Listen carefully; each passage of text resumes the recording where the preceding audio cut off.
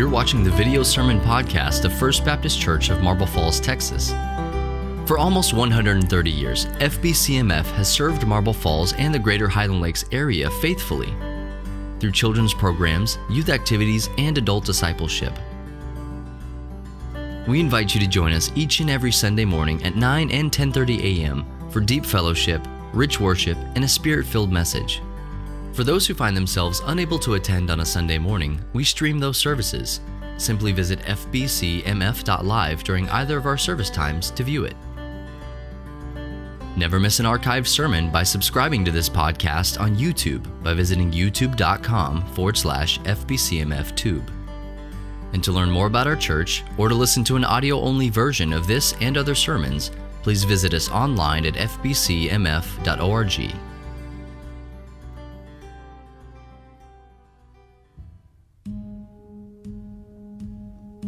In moments of severe stress and importance beyond measure, who will speak for those who lack the boldness to say what needs to be said?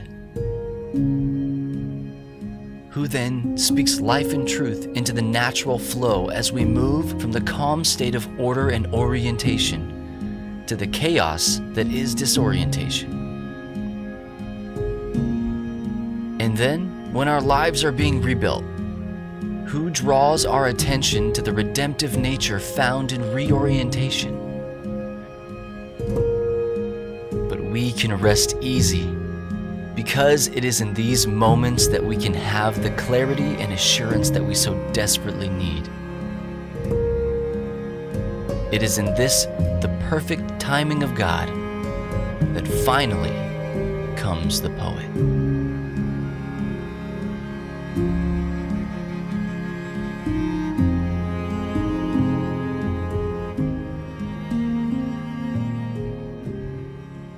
Well, good morning again. Good morning, y'all. Say it back, you know. Yeah, so as I said before, Ross is out of town. He's right there in Waco, so I'm tasked with continuing the series of Finally Comes the Poet. And we're going to come from Psalm 77. David didn't write this one. I didn't write it. Asaph wrote it. But in the life of a Christian, there's one constant, and that constant is change. You're always going to have change. Another word for that would be crisis. Circumstances in a crisis can cause your faith to get weak. And when you're in a crisis, you're in a pivotal moment where something drastic has to happen. Something drastic has to happen for change to take place. And that's basically the life of a Christian. We can find ourselves in dark places when we face crisis. We ask ourselves, where is God? Or has God forgotten about me? He doesn't hear me anymore. But we know the answers to these questions. We know God is omniscient. He has all knowledge. He knows all things. We know God is omnipresent.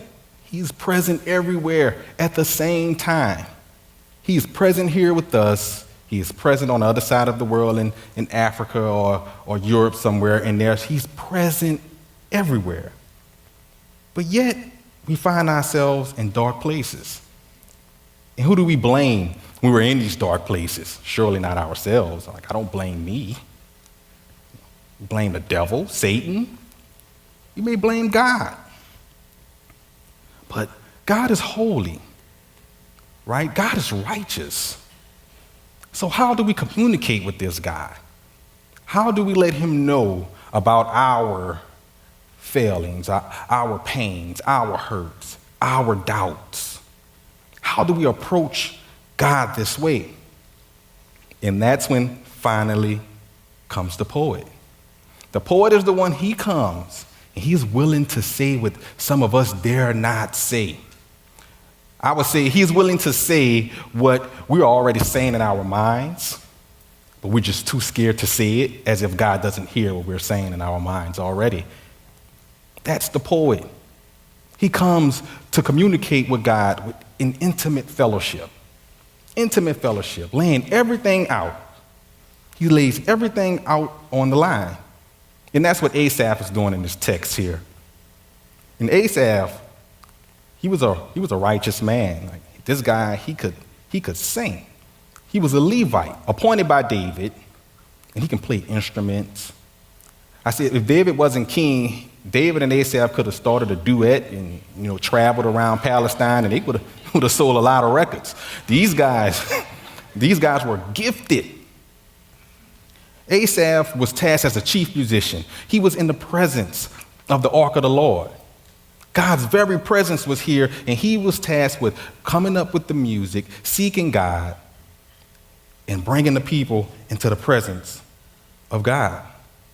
Asaph, all of his kids can sing. I mean, this guy's entire family, they all played instruments. They all sang well. I know of a family like this. His name is Pastor John P. Key. They used to come to my church when I was a teenager in New Orleans. They used to come there like every month, not every month, like every 6 months or something, and this guy could sing. And his entire family, their last name all were Keys. That's their family. They play the drums, the organ. You have someone playing the cymbals, writing, singing, the entire family. So I can understand this about Asaph. And John P. Key had a favorite song I used to like. It was called Standing in the Need of Prayer. Even as a teenager, I would go to this song to help me. And he just said the same thing over and over. It's me, O Lord, standing in the need of prayer. It's me, O Lord. And that's what he did. And this is what Asaph is doing right here. He is crying aloud to God. He have his arms outstretched day and night.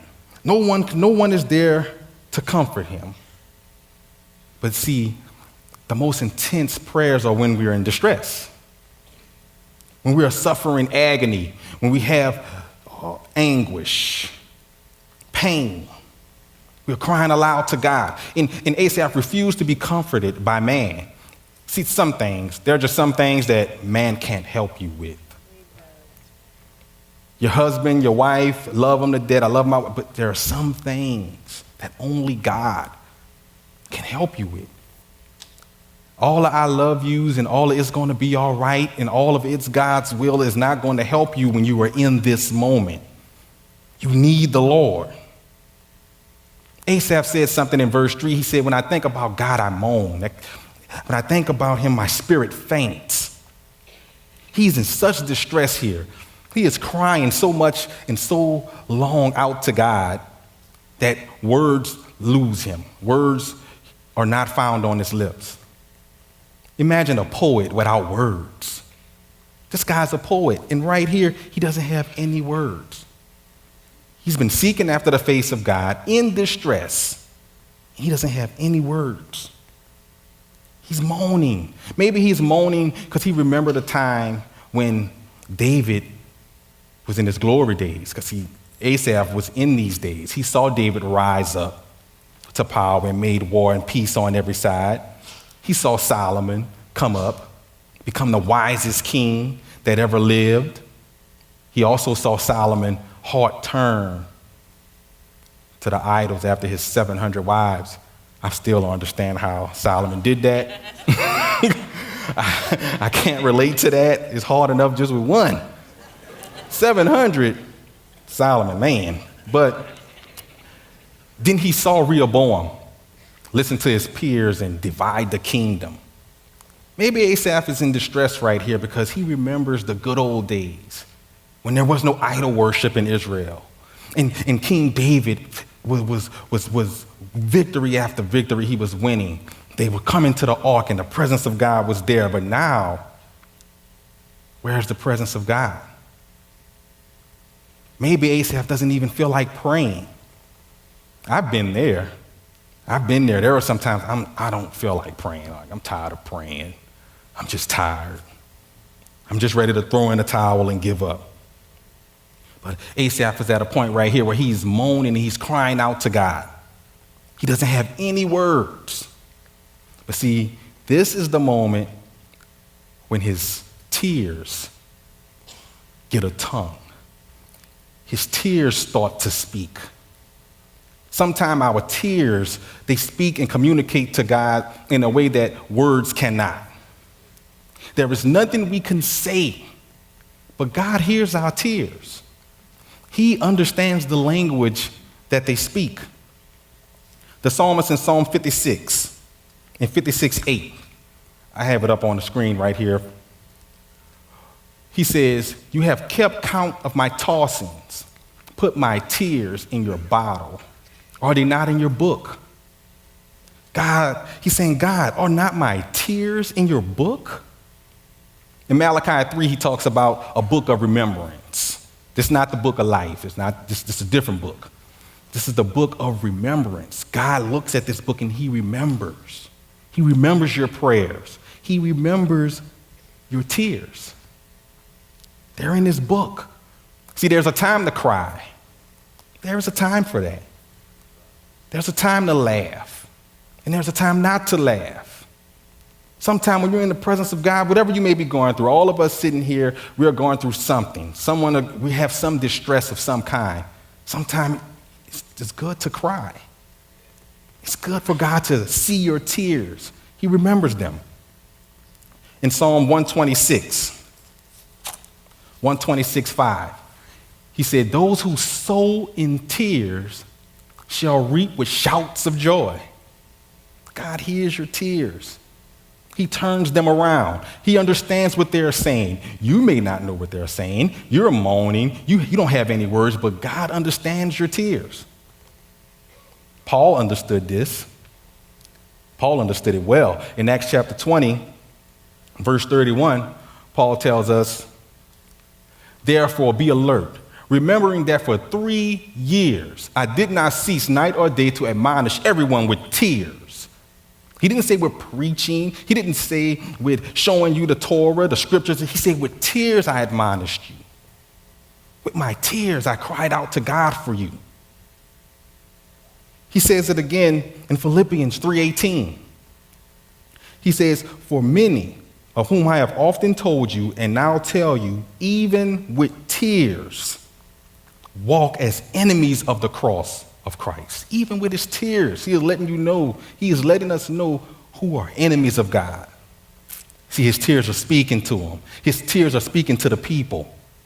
Even when a baby cries, they can't speak, but when they cry, we know he's hungry. Your moms and dads in here, you know that. When a baby cries, oh, he's hungry or she's hungry. Let me feed her. Let me feed him. And he didn't say a word to you. Didn't say anything, but you understood your child's tears. God is our Father. He's our daddy. We cry, Abba. He understands your tears. He understands when you're hurting. And when you're crying out to God, and your faith may be weak, this is the time when you must remember. You must remember. He said, "I considered your ways long, long ago." Right? He said, "I will remember the song in the night." Memory is faith's best friend. It goes with faith, like we say in New Orleans, red beans with rice. That's how well it goes with faith. If faith is, if you're hungry, then HEB is memory, right? That's how well they go together. The Apostle Paul and Silas, they were in prison. They were witnessing the gospel, and they were thrown in prison. But they remembered the goodness of God.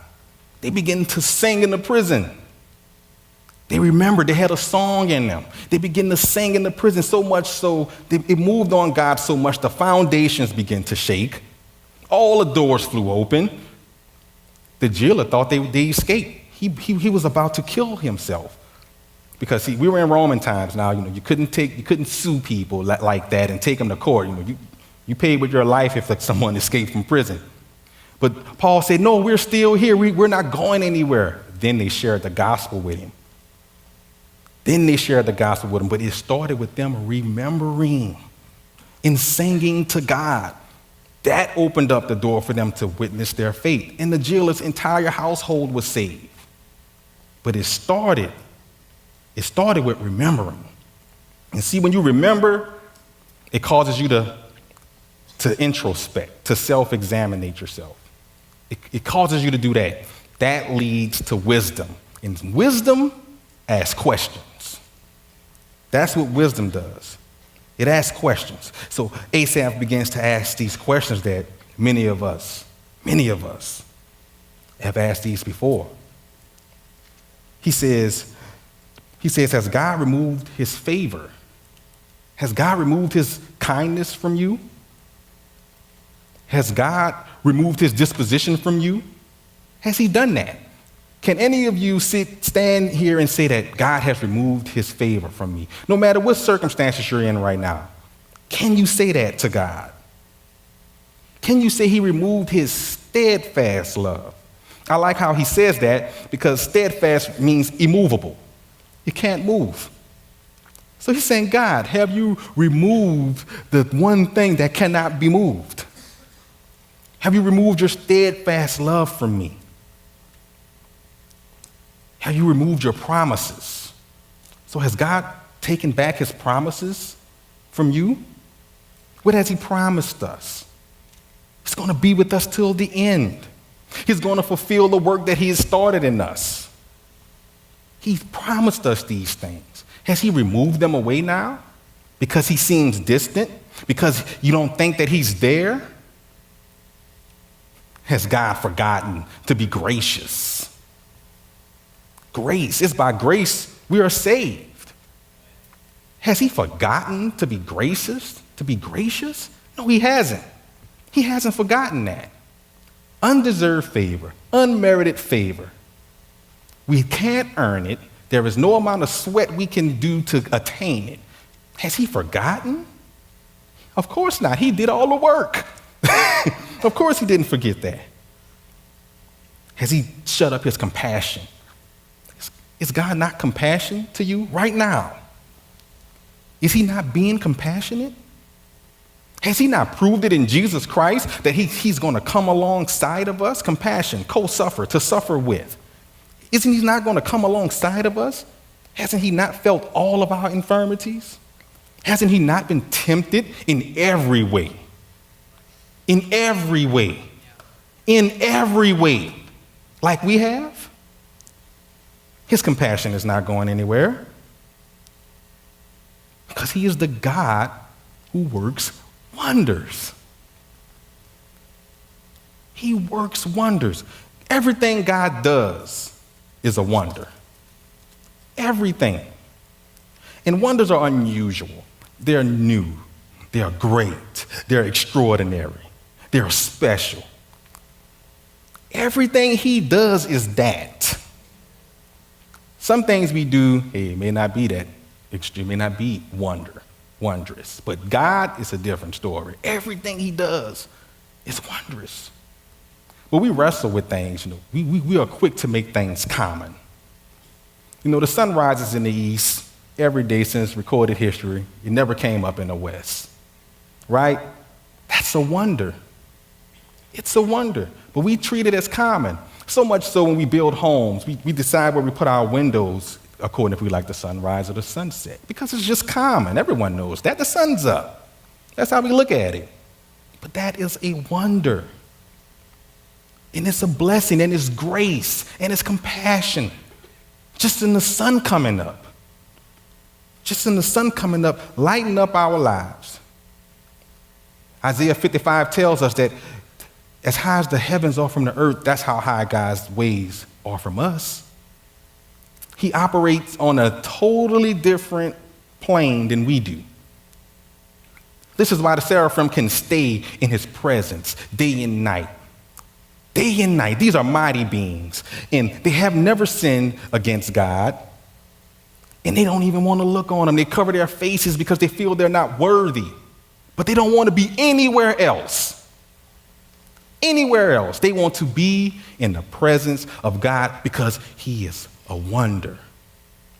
They don't want to miss the next thing he's going to do. They're going to stay right there in the throne. They can be anywhere in the universe. And we know how, we have an idea how vast the universe is, but they'd rather be right there. No, God, I'm not going anywhere. I'm right here. I'm in your presence, God. Wonders are coming. I don't want to miss it. You're awesome. They don't want to be anywhere else. When was the last time you ever thought about God that way? When was the last time you came from a youth group, a life group, and you thought about, wow, I met God in a different way today. He was really a wonder to me today. Or Sunday service, or you came to Sunday school or Sunday service and you left from there and you encountered God in such a way like, wow, I never knew you this way. Even in your own personal prayer time at home, like, wow, God, you really are a wonder. God is sitting and he's waiting. And he wants to show us. He wants to show us his wonders. And see, even when Jesus came, Isaiah says what he said, unto us a child is born. Unto us a son is given. The government shall be upon his shoulders, and his name shall be Wonderful. That's interesting. The first characteristic, he said his name will be Wonderful, Counselor. We serve a wonderful God, a wonderful God. So now we have to hope in God. We were in distress, we're crying out. Now we have to hope in him. And now it's not a prophet, the poet is getting his words back when we get to verse 15 and on. Now he's getting his marbles back. He recognized who God is. Yes, it may seem like God is distant right here, but he recognized who he is because he is remembering the wonders of God, the things he has done in the past. And he begins to speak about God in such a way it's so confident. And he's talking about the Red Sea. When God delivered them out the Red Sea, he personifies things. That's poetic language. He's really just getting into his calling and what he's called to do. He's talking about the waters, how they were afraid. He said the waters were afraid of you, God. The waters saw you and trembled. He is so confident in God right now that he can recognize everything God is doing in all of his life circumstances. He can see it. He is not giving any credit to anyone. He said, God, the waters saw you and they retreated.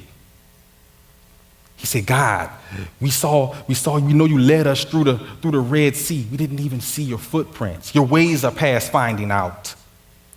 We don't know your ways, God. You led us, but we didn't see any footprints. God, you're so awesome. Even in our life right now, we can see. We can see when God has done things. And we can say, wow, God, that was a wonder. Go back. Just really think. Really think back. Then the psalmist says that the Lord led your people like a flock of sheep. He always uses those sheep references for us, But a shepherd doesn't lead the sheep from the front. He leads them from the back. Now, the Lord is what? He is our shepherd. Now, the Lord is your shepherd. We are his flock. He is watching. Is he going to take his eyes off any one of us? We may lose sight. I lose my kids sometime. I can't find them sometime, but is God, is he going to lose sight of you? Huh?